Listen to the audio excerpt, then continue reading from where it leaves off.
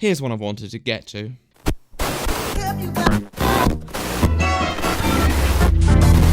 Hello ladies and gentlemen and welcome to The Right Opinion, the home of a twat with too much free time, and the justice system, something that's covered a fair bit on this channel. And to be honest, I think it should be. A lot of the problems that we face do come down to the systems that hold it in place, whether it be jurisdictive, governmental, or just societal. Today we're going to be looking at one of the more illogical moments of recent in the justice system, the treatment of quote-unquote talented individuals. My attention was caught about a week ago when I saw an angry tweet about females who had been let off their sentencing due to talent and career prospects. The most recent incident being one with a model who was caught shoplifting nearly £1,000 worth of items from Harrod. Now, her penalty was a small fine, completely within the legal threshold for such a crime. However, what bemused a lot of people was the reasoning. The judge listed the fact that she pleaded guilty at the first opportunity and the potential for a bright future as reasons why he was going to let her off. This understandably annoyed a lot of people. Let's have a look at his statement, piece by piece. This man is called Magistrate Grant Mccrostie. You are a newcomer to this country. You are a student with a place at university. So I'm going to ignore that typo at first and just assume it's country, not county, because the laws aren't different in fucking different counties. But either way, I assume that Poland, which is the country that this model, namely Natalia Sokorowska, comes from, has laws against shoplifting too. Just hazarding a guess. And now to the student with a place at university. That's a very astute observation, Grant. Well done. But a lot of people are students at university, and I'm sure a lot of criminals, and probably a lot of people who are facing court down too, are students at university as well. Doesn't really change much. Let's continue. Taking goods from any store, including Harrod's, is wrong. Well said, Grant. You're really on a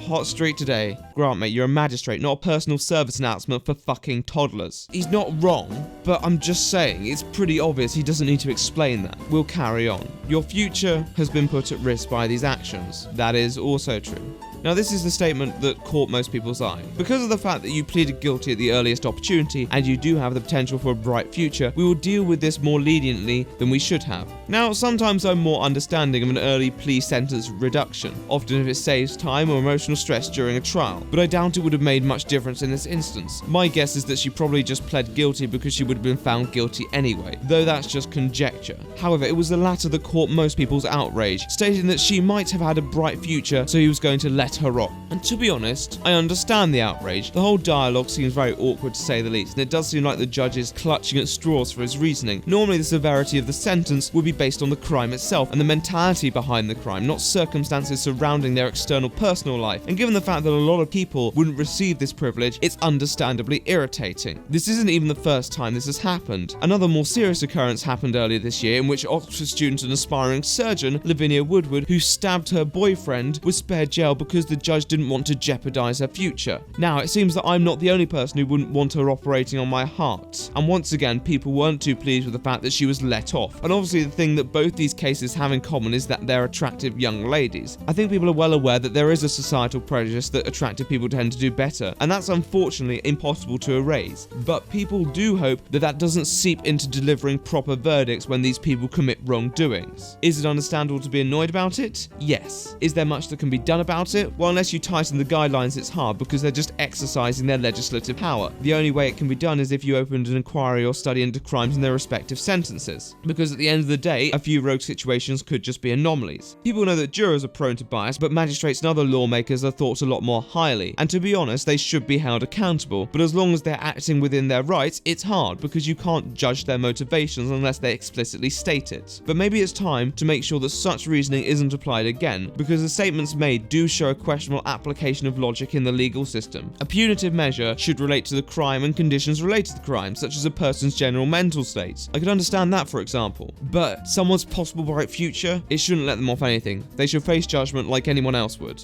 I'm The Right Opinion, and I'll see you in the next one.